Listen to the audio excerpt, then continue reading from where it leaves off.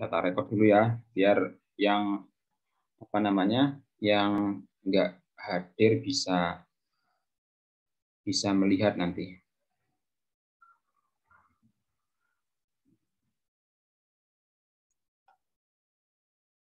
Oke ya. Oke, tak ulangi sekali lagi nih. Jadi tugasnya mulai besok ya. Besok atau lusa nanti tak sampaikan di grup ya. Di grup kita mulai ngerjakan bab 3 itu kayak apa. Jadi paling enak itu praktek. Mungkin ketemu terakhir malam ini ya, ketemu kita Zoom ya. Tapi kalau ada, misalnya gini, nanti saya jelaskan bab 3 sampai di bawah, cara nulisnya seperti apa. Kemudian praktek nulis sendiri. Nah, contoh, Shirley ini masih bingung ini, cara nulis punya saya itu teknik samplingnya itu pakai apa, Pak?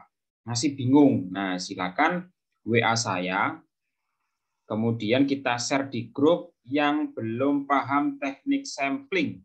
Nanti malam kita Zoom. Nah, atau pas waktu siang kita Zoom. Enggak selama-lama, paling 15 menit saja untuk menjelaskan. Atau ketemu. Nah, sekarang kan masih sudah boleh ya, ketemu di kampus. Nanti janjian ketemu di kampus juga boleh. Ya, jadi praktek. Kalau sudah praktek ada kendala, baru WA saya, nanti saya jelaskan khusus di tema itu. Paham belum ini? Paham, Pak. Paham ya? Jadi yang ingin tahu itu adik-adik semua, ya, dari semua. Jadi kalau yang nggak bagus ya monggo terserah, ya. Tapi harapan saya karena ini itu hubungannya dengan skripsi besok, sekarang dikerjakan yang sebenar-benarnya. Kalau belum paham, WA. Ya, pasti saya bales. Ya mungkin ya kalaupun lupa scroll ke bawah itu WA lagi. Sering saya ingatkan mahasiswa kalau satu hari nggak terjawab, WA lagi, nggak apa-apa. Mungkin ketindih dan lain sebagainya. Atau mungkin sudah kebaca, pas lagi nyetir lupa membalas. Itu bisa jadi. Nah, ya, bisa dipaham semua? Bisa, Pak. Nah, ya, oke.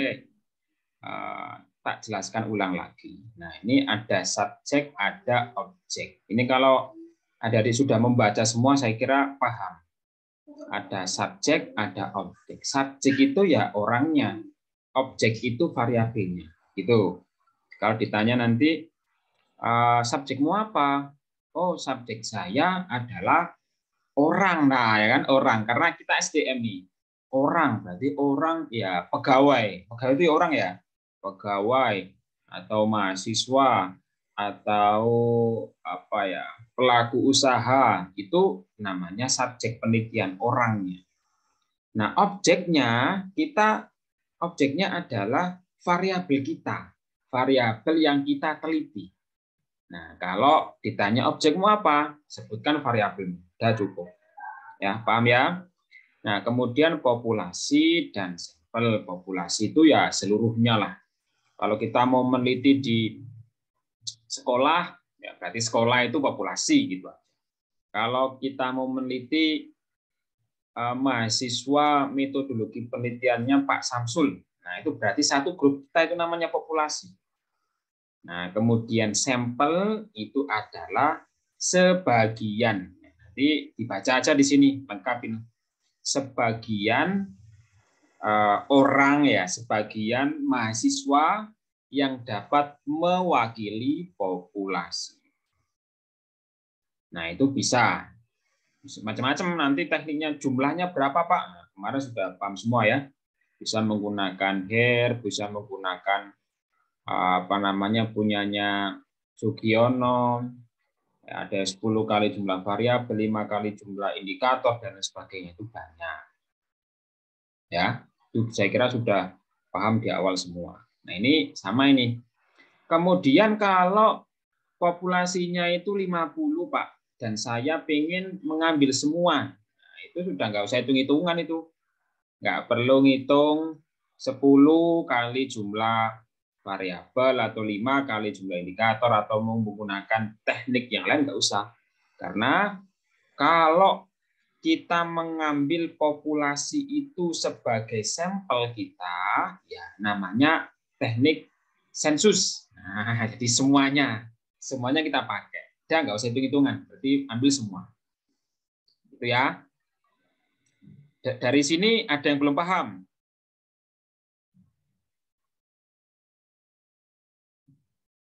Dari sini ada yang belum paham? Sudah paham semua? Paham semua ya? Yang semangat gitu loh. Nggak lama kok. 30 menit saja ini. Izin, Ayo. Pak. Nggak denger, aktif. Pak. Soalnya hujan deras. Oh, hujan deras ya? Oke. Nggak Oke. Nah, ini sudah saya rekam. Barangkali nanti bisa ditonton ulang ya. Khususnya ada adik yang hari ini enggak ikut kelas ya. Jadi sekarang sudah 34. Oke. Itu sampel dan populasi ya. Kemudian poin ketiga C itu variabel dan definisi operasional. Nah, variabelmu apa? Nah, kemarin saat saya yakin sudah punya semua ini. Karena kemarin sudah menentukan kerangka berpikir. Ada X1, X2, Y1, Y2 itu variabel. Dan di sini harus dijelaskan satu per satu. Ini ya. Ini prolog nih, prolog. Variabel penelitian adalah bla bla bla bla ya. Intervening adalah bla bla bla. Kemudian disebutkan di situ variabel kita. Contoh, variabel independen adalah merupakan variabel bebas, nah bla bla bla. Menurut siapa? Nah, pada penelitian ini yang menjadi variabel independen adalah X1 apa, X2 apa, X3 apa. Itu tinggal dimasukkan sini. Nah, kemudian ada pertanyaan gini, Pak, kita kan diminta untuk membuat referensi 5 tahun terakhir. Berarti kalau 5 tahun terakhir, Sugiono 2017 ini ya kepake. Nah, tenang saja, banyak banget buku metodologi penelitian yang terbaru. Nah, Sugiono terbaru juga ada, atau mau punyanya Ghazali juga ada, atau punyanya siapa nih? Ya, punya ini. Punyanya Uma Sakaran ini ya. Ini bagus ini. Kelihatan nggak ya? Itu kelihatan ya. Nah, sinilah.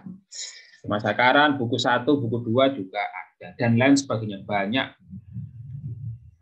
Pak, saya nggak punya uang untuk beli bukunya. Nah, cari aja di Google. Banyak banget. Banyak banget ya. Di Google banyak. Mau yang versi soft copy juga ada. Mau yang referensinya bahasa Inggris juga banyak. Mau download PDF-nya juga banyak. Ya, caranya sekarang banyak banget. Oke, itu variabel penelitian. Dijelaskan sampai Y. Jadi, semisal variabelmu ada 5, Dek. X-mu ada 3, Y-mu ada 2. Berarti dijelaskan 5 ini. Ya, ini. Kemudian setelah dijelaskan variabelmu apa gitu ya di atas, baru definisi operasional. Definisi operasional itu apa toh? Ya definisi dari variabel itu. Nah, contoh di sini variabel kepemimpinan ya. Ini loh, variabel independen ini ya, coba tak warnain. Nah, ini kan di sini.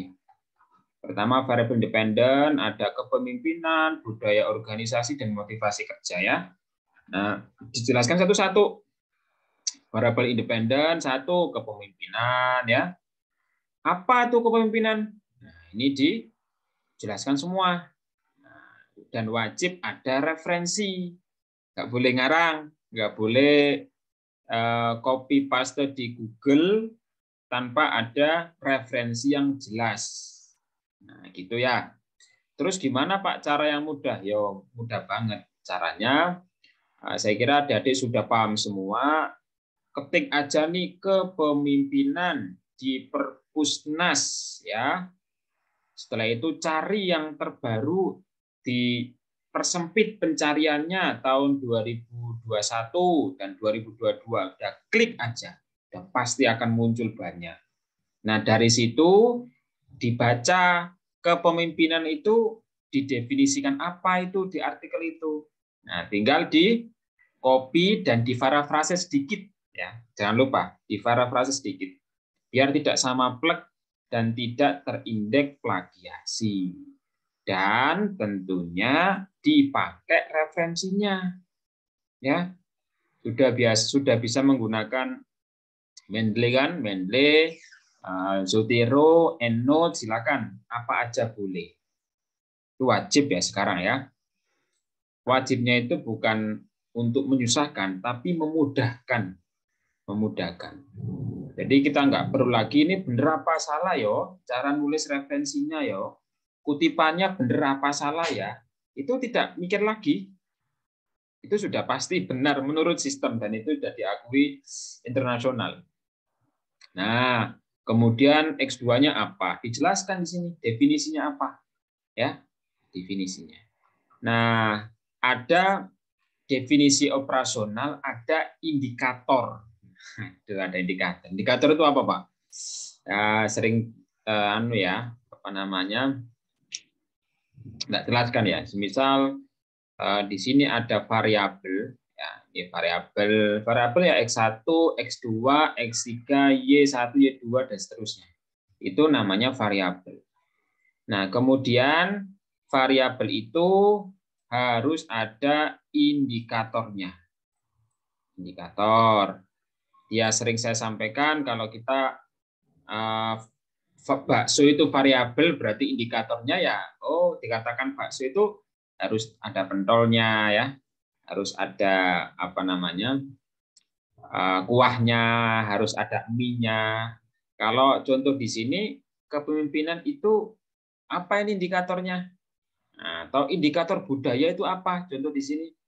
Oh, indikator budaya itu ada misi, ada konsistensi dan lain sebagainya. Baru setelah indikator dibuat sebagai item pertanyaan. Ya, pertanyaan. Jadi kalau kita penelitian kuantitatif rata-rata menggunakan kuesioner. Nah, kuesioner itu dari mana, Pak?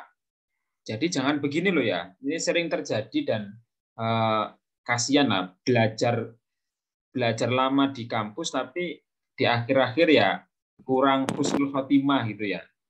Jadi sudah buat nih, kemudian cari kuesioner itu tinggal plug di Google ya, tulis aja kuesioner kepemimpinan ya, kemudian dipakai. Muncul banyak pasti. Coba sekarang dicek di Google gitu ya. Kuesioner kepemimpinan, kuesioner indikator budaya dan sebagainya, semua variabel itu dicek, pasti banyak. Itu akan muncul, hanya muncul kuesioner, tapi nggak tahu yang punya kuesioner itu siapa. Jangan-jangan anak SMP yang belum pernah melakukan penelitian, ada tugas dari gurunya, ya, kemudian diupload, jangan itu. Artinya itu tidak memiliki kevalidan yang bagus. Nah, jadi usahakan ketika kita mau membuat pertanyaan atau kuesioner itu wajib berbentuknya itu paling tidak artikel ya, artikel karena melalui review, ya kan? Kalau kita masukin artikel ke jurnal, pasti kan dicek dulu tuh sama reviewernya, dicek sama editornya. Kalau ada yang salah dikembalikan ke penulisnya, baru dia masuk ke jurnal itu. Nah, itu harus dipahami betul ini ya, variabel, indikator, pertanyaan. Jadi nggak boleh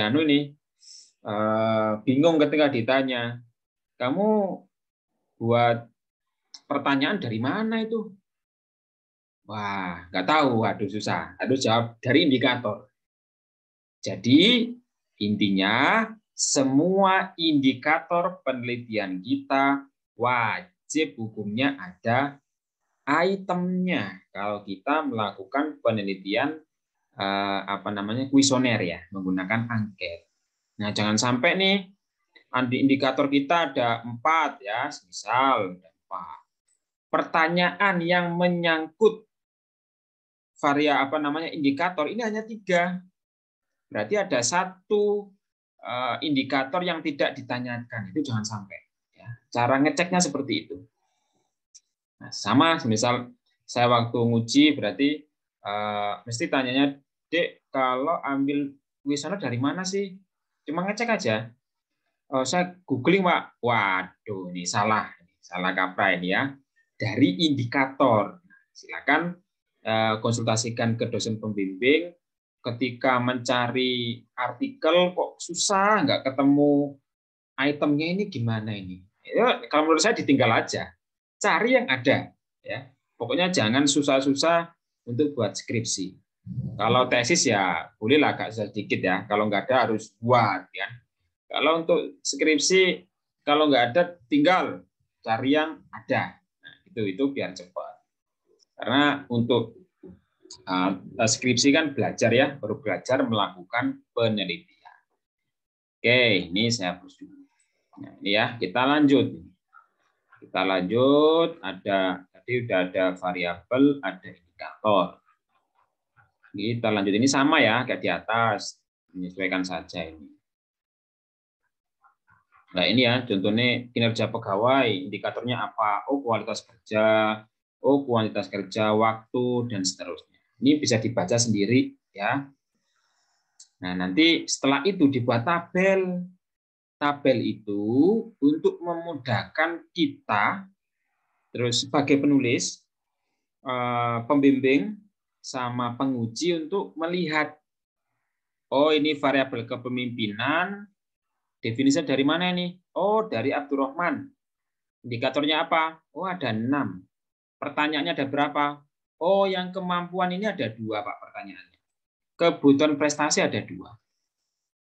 Pak, boleh nggak 1? Boleh. Satu indikator, 1 pertanyaan boleh. Tapi, nih. Tapi ketika 1 pertanyaan itu tidak valid ataupun reliable, nah nanti ngulang lagi. Nah, minimal 2. Ya. 1 indikator minimal 2 pertanyaan. Ya, 1 indikator minimal 2 pertanyaan. Ketika 1 nggak valid, masih ada 1. Ya, ini seterusnya dibaca. Besok yang penting praktek. Kalau nggak praktek nggak bisa-bisa. Sama ya, dibuat tabel. Nah, setelah itu poin 4 kita membahas jenis dan metode pengumpulan data. Jenis data itu ada 2. Nah, nanti bisa dibaca ini. Kalau saya menyebutkan 2, nanti jenis data 2, sekunder dan primer. Nah, nanti kurang banyak. Butuh seni untuk menulis. Nah, ini ada contohnya. Primer ada sekunder ya. Jadi primer itu utama ya. Primer itu utama. Sekunder itu dari second ya. Artinya kedua. Berarti kalau data primer, data yang langsung ngambil di lapangan. Ya. Kalau data sekunder, itu data yang sudah diambil orang lain di lapangan, diolah oleh dia, baru kita pakai. Artinya kita dapat second-an nih lah. Nah, itu sekunder ya, ingat ya. Primer langsung ngambil data dan kita olah data di lapangan. Kalau data sekunder adalah data yang kita ambil dari hasil olahan orang lain. Contoh, data sekunder itu ya laporan keuangan perusahaan. Kan udah diolah tuh. Ya tinggal lihat aja, kemudian kita olah sendiri. Tapi kalau data primer kayak apa, Pak? Ya kita terjun ke lapangan, tanya, wawancara, langsung ke lapangan, itu namanya data primer. Nah, bisa dipahami ya ini ya? Halo, bisa dipaham? Bisa, Pak. Saya. Oke. Nah, ini tinggal dilanjut ini. Nah, ini penelitian ini populasi sedangkan pula ini bisa dibaca ya. Oke, jumlah populasi ya, dibaca. Nah, metode pengumpulan data. Nah, ini menggunakan penelitian ini kuesioner. Nah, kuesioner ya. menggunakan angket atau kuesioner, sama metodenya. Kita nyebar ke kuesioner. Gitu ya. Kemudian skala pengukuran. Nah, gini deh. Namanya kuesioner, ya, kuesioner. Itu pasti ada skalanya. Skala itu apa toh? Skala itu ya kayak anak tangga itu ya. Dari yang negatif sampai yang positif. Dari yang sangat tidak setuju sampai dengan sangat setuju. Dari yang sangat tidak baik sampai sangat baik. Nah, dan seterusnya. Dari yang paling kecil sampai yang paling besar. Dari yang paling pendek ke yang paling panjang. Itu namanya skala. Ya. Nah, kalau skala Likert itu bisa nanti kan banyak. Ya, saya sampaikan tadi bisa antara sangat tidak puas kalau kita meneliti kepuasan. Sangat puas sekali. Sangat tidak tepat. Sangat tepat sekali. Nah, itu skala. Ya. Silakan boleh menggunakan 4 skala, 5 skala, 6 skala boleh. Itu kayak apa Pak contohnya? Kalau 4 skala itu gini. 4 skala berarti terkait kepuasan ya, contoh kepuasan. Sangat tidak puas. Tidak puas, puas, sangat puas. Nah, itu ada 4.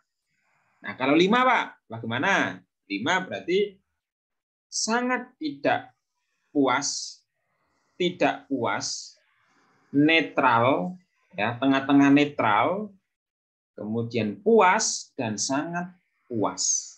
Nah, kayak gitu. Ya. Itu namanya skala. Nah, ini bisa dibaca. Nah, skala.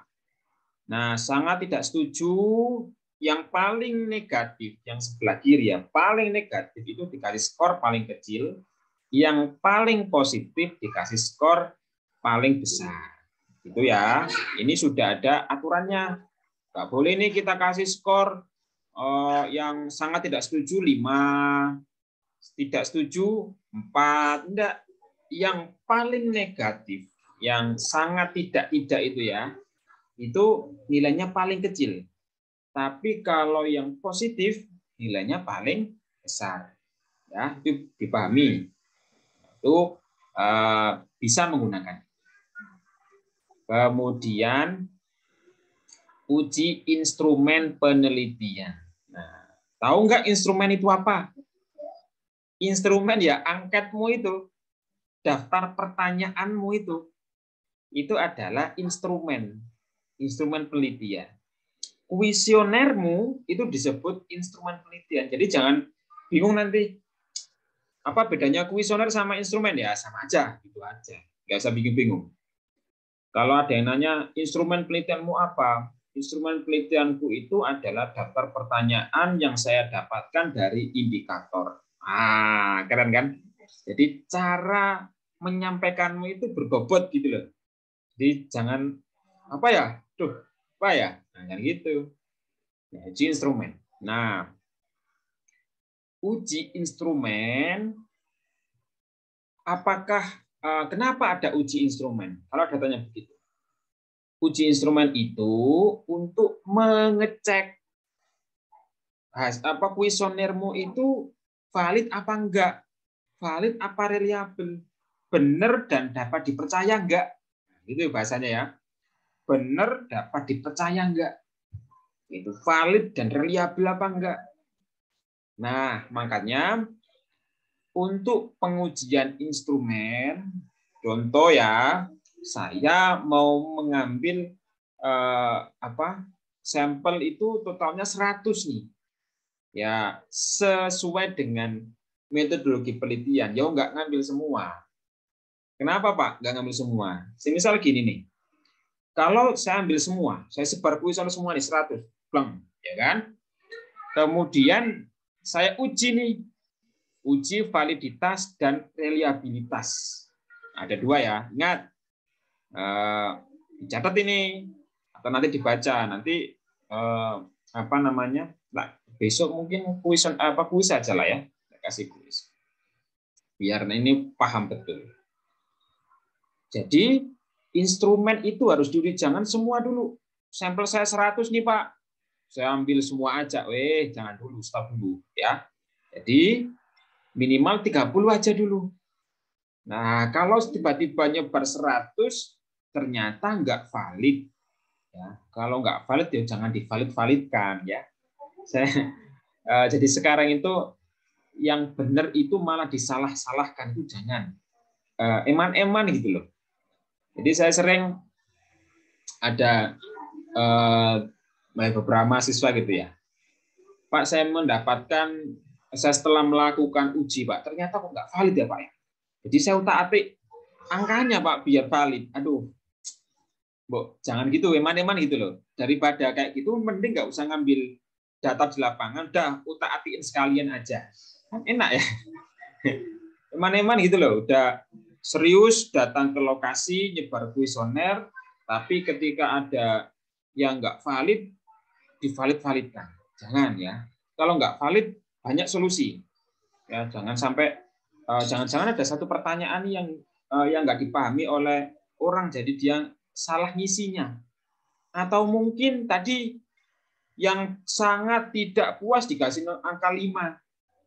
Yang sangat puas dikasih angka 1. Nah, bisa jadi seperti itu. Ya, jadi kita cek dulu. Cek dulu yaitu dengan dosen pembimbing biar tidak mumet gitu ya. Nah, ngecek dulu validitas dan reliabilitas. Nah, kemudian waktu sangat terbatas ini kita. Adik-adik bisa cari di YouTube ya. Cara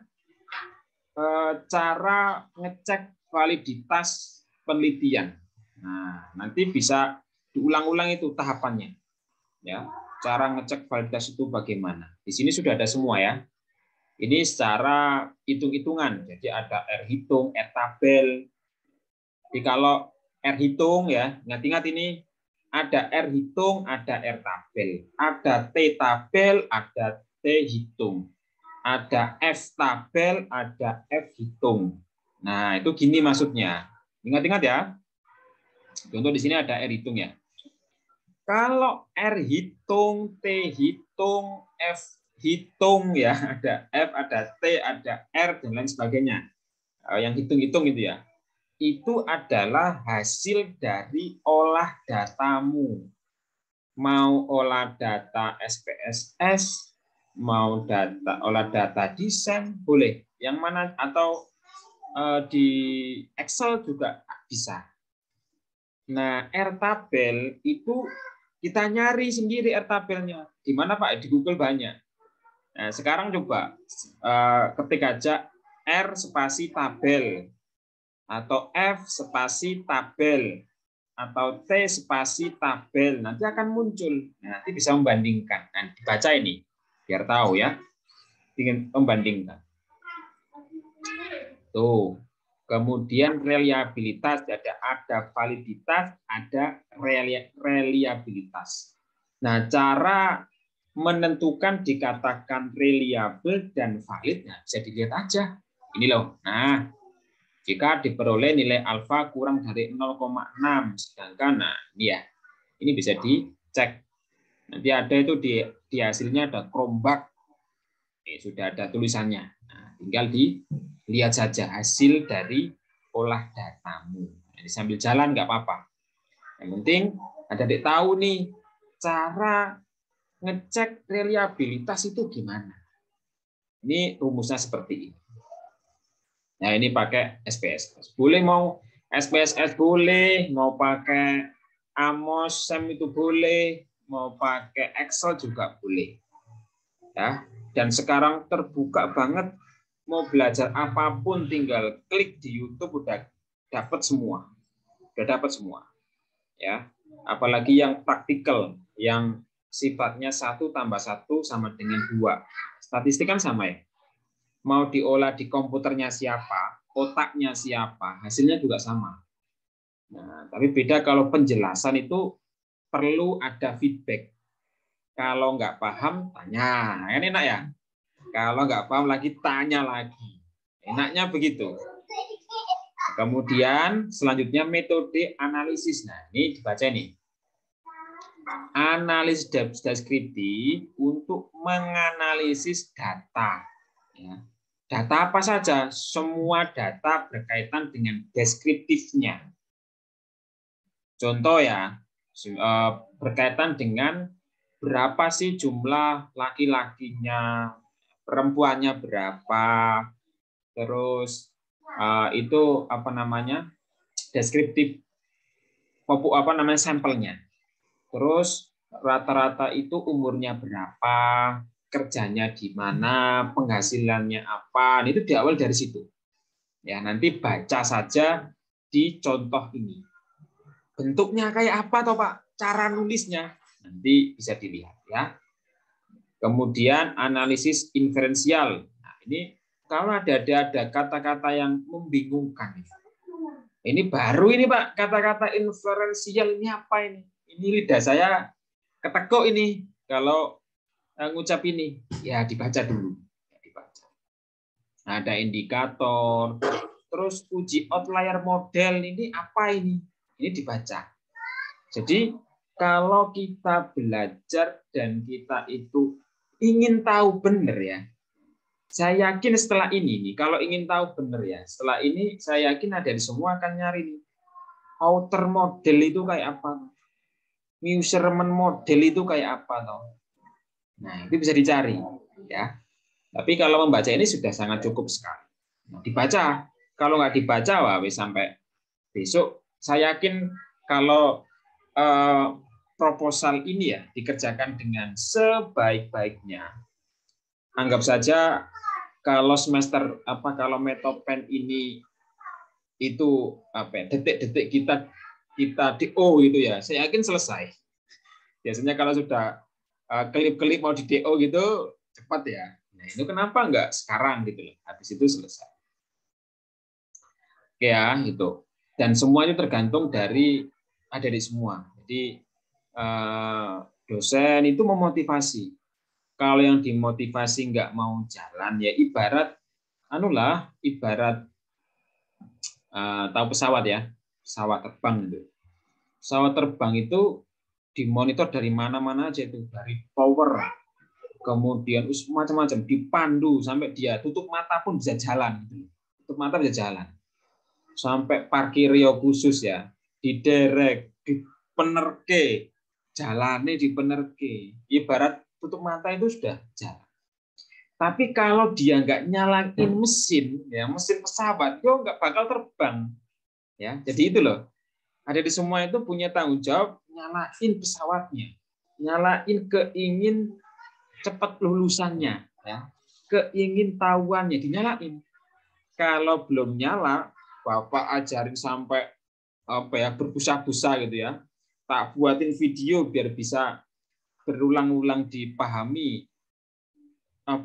Bisa WA kapanpun ya. Kalau nggak paham bisa Zoom, bisa ketemu ya. Sudah seperti itu nggak dinyalain mesinnya sama aja ya. Jadi itu sama-sama kita bagaimana ben cepat. Nah, ben cepat kuliahin dan rampung, yang mau nikah dan nikah ya, yang mau kerja dan kerja, yang mau jadi pengusaha biar segera bebas gitu ya. Untuk saat ini. Nah, kalau besok mau lanjut kuliah S2 hebat, lanjut S3 hebat lagi ya. Itu cita-citamu harus karena waktu nggak bisa kita tarik lagi ya, iman-iman gitu. Iman-iman banget. Kenapa kalau sekarang bisa cepat, apalagi gini. Saya juga heran begini.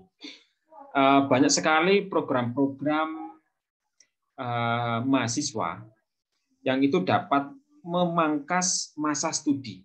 Contoh ada program magang ya, Merdeka Belajar lah. Kemudian ada program kemarin, sekarang masih jalan ini kalau masih mau kan, P2MW itu, Pekan Kreativitas Kewirausahaan, itu dikonversi 6 sekian SKS, kan lumayan.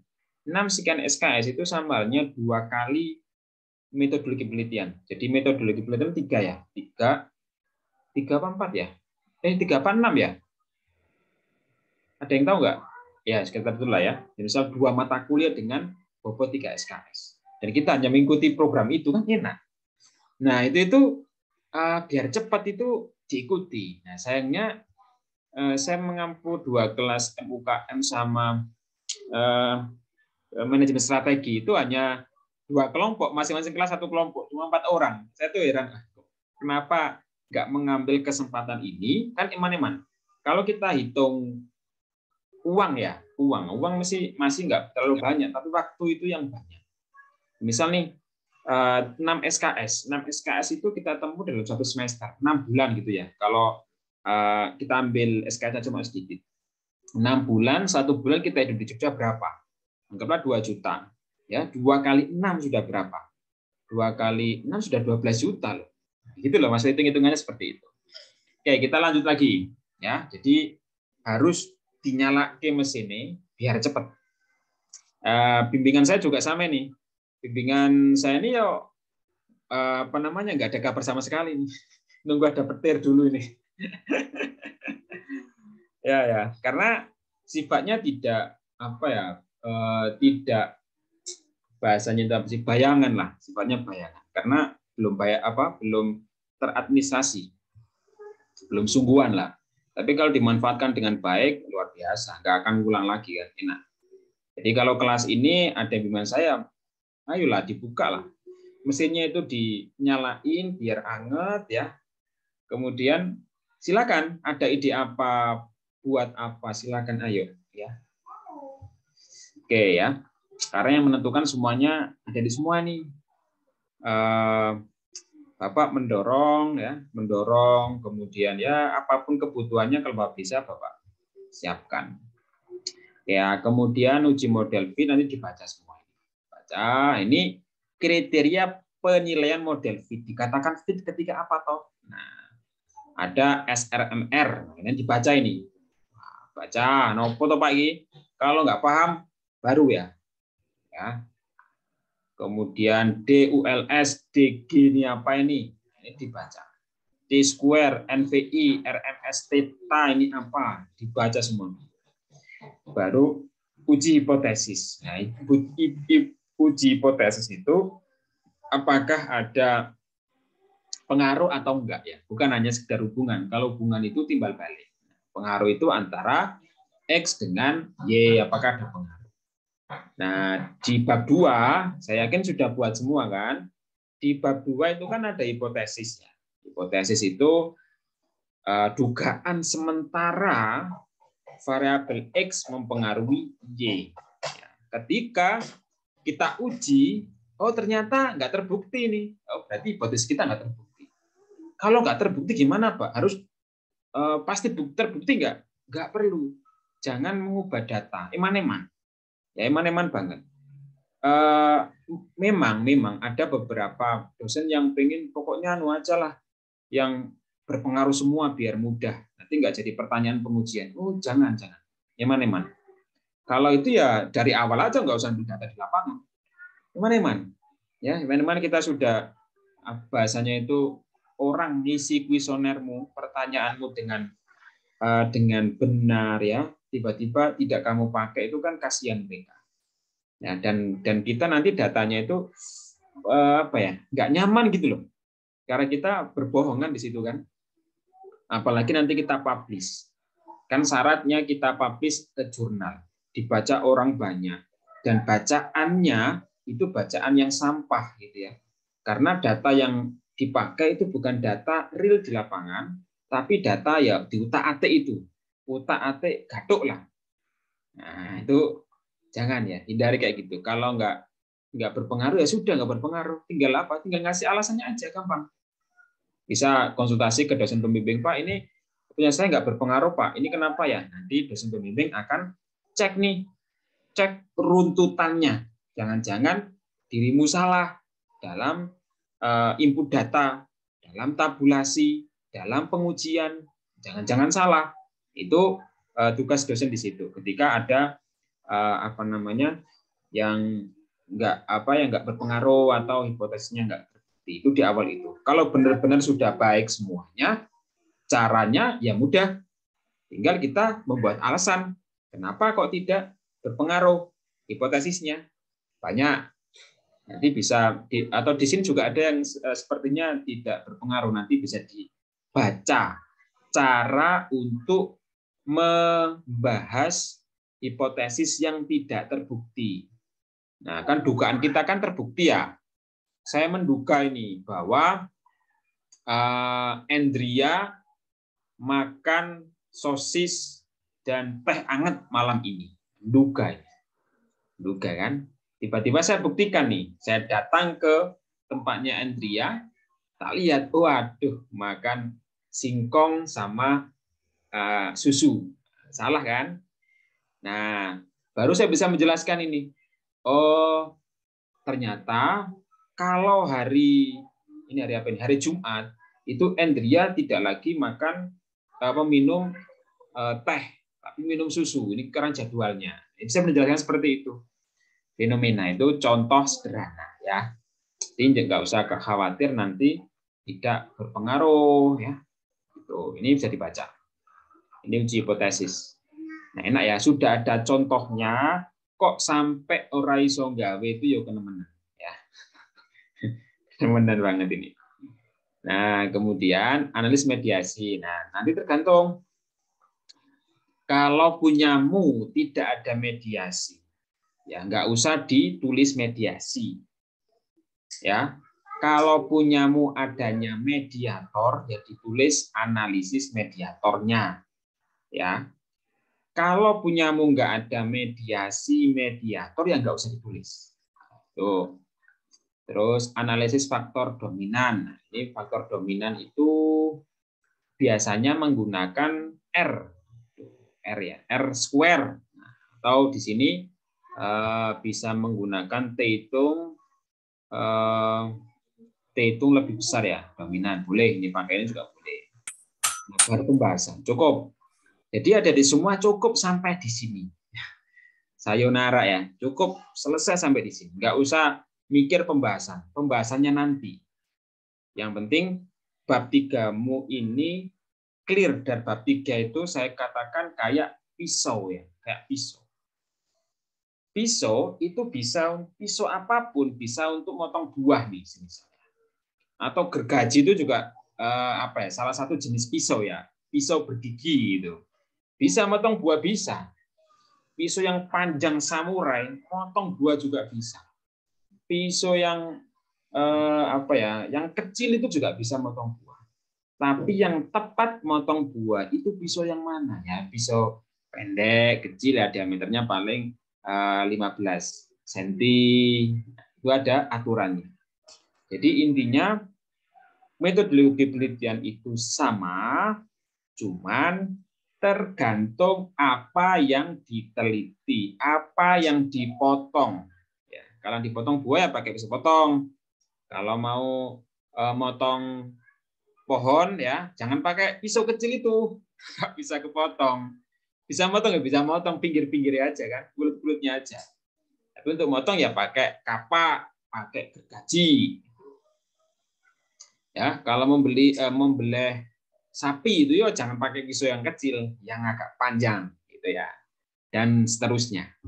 Oke, dari situ ada yang ditanyakan.